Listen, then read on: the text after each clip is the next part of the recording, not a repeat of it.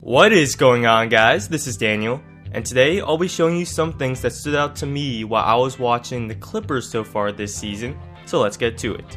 Let's start with their 5th ranked offense. Their best set play that they can run over and over again to great success is called 45. Chris Paul will receive 2 screens at the top from Griffin and Jordan will roll to the basket and Griffin will pop, and usually the man guarding Jordan will sag to contain the ball, which can free up the alley-oop. Again, this play produces an easy alley-oop. Now what happens is DeAndre's man doesn't want to leave him, which can free up Chris Paul for a mid-range jumper when the defense gives him too much space, and here Austin Rivers uses this play to attack the basket and score.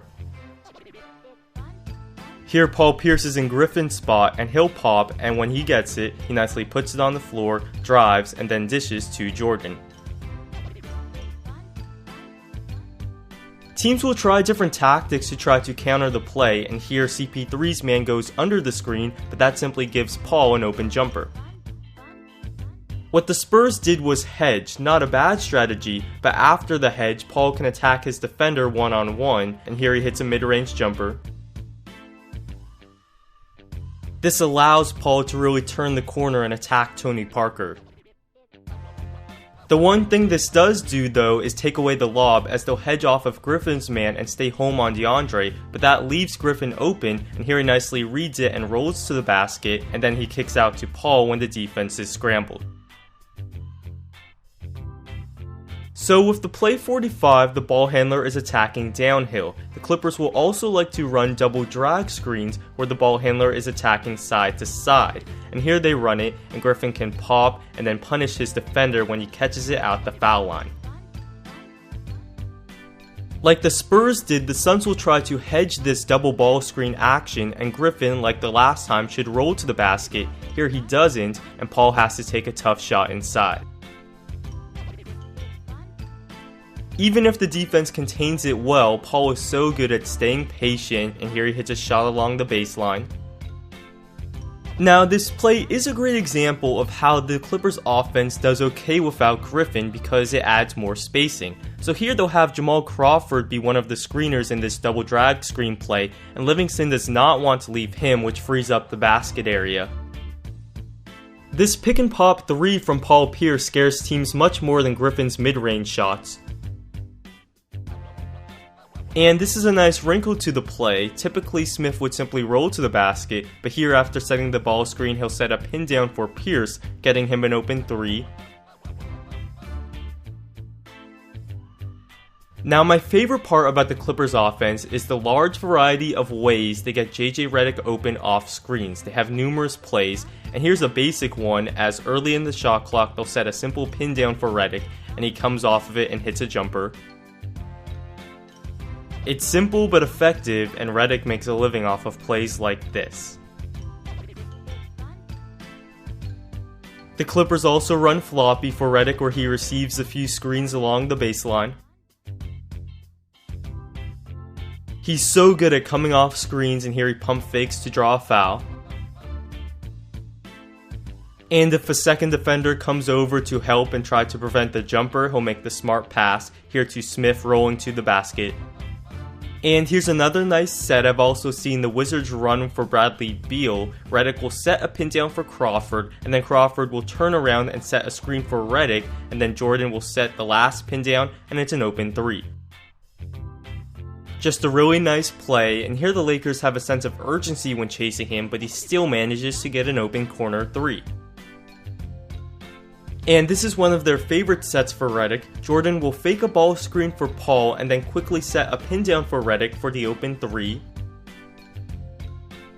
So Redick's defender is thinking, okay, a ball screen, what rotation do I have to make? And before he knows it, he's getting screened, giving up the open 3. And here Redick is an open off of the pin down, so Paul and Griffin execute a quick give and go. The Clippers run some of the best quick hitter plays in the NBA, so let's just go through a few of them. And here's one where they get it to Griffin on top, and Jordan will duck in for the easy basket. This is one of my personal favorites. Griffin will receive 2 screens toward the block looking for an entry pass, and here it works well as he gets the and one. And I saw this one for the first time the other night and I thought it was brilliant. Jordan will set a ball screen and roll to the basket, which strikes fear in the defense, but here they're actually setting up the hammer action on the weak side. As the defense collapses on Jordan, Redick receives a screen for the open 3. And here's a nice end of game play. They'll have Redick set a ball screen for Paul and then receive a flare screen from Griffin. Both weak side defenders are occupied with this. The strong side defenders are glued to shooters, allowing Paul to drive and get an easy layup. I really like this sideline out of bounds play they run because it utilizes their personnel well. They'll have Redick zipper cut to the top, and here he could execute a dribble handoff with Paul or pass it to Griffin and then go get the ball back for the 3. If Redick chooses to pitch it to Paul, that flows into a pick and roll with Paul and Jordan. Again, they run this option and Paul hits the jumper off the pick and roll this time. It's a very basic play, and here Paul and Redick will simply switch spots, so it's Paul receiving it on top and he has the option. Here he executes a dribble handoff with Redick, who then works a give and go with Griffin.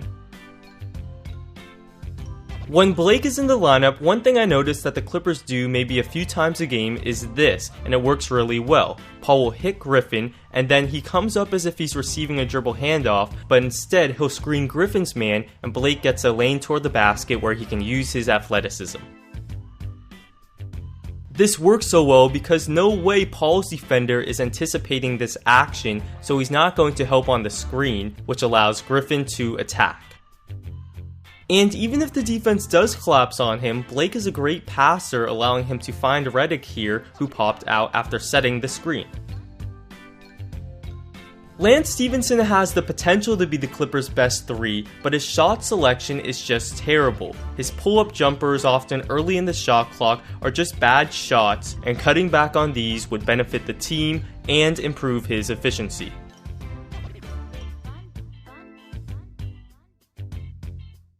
This was just laughable. He'll get the rebound, and on the floor with him you have Chris Paul, DeAndre Jordan, Blake Griffin, and JJ Redick. And what does he do? Take the ball and take a pull-up jumper early in the shot clock with no one in position to get the rebound.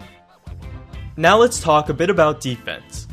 There have been remarks in the past that DeAndre Jordan is an overrated defender, and maybe that was true in years past, but not this year, as he's been a great defender for the Clippers. His rim protection, for starters, is terrific, as he does a great job of rotating and utilizing his athletic gifts to challenge shots at the basket. He's also become a much smarter defender, and here against the very clever Tim Duncan in the post, he won't fall for the pump fake, and then he'll block the shot. Again, he doesn't bite on the pump fake and then gets the block.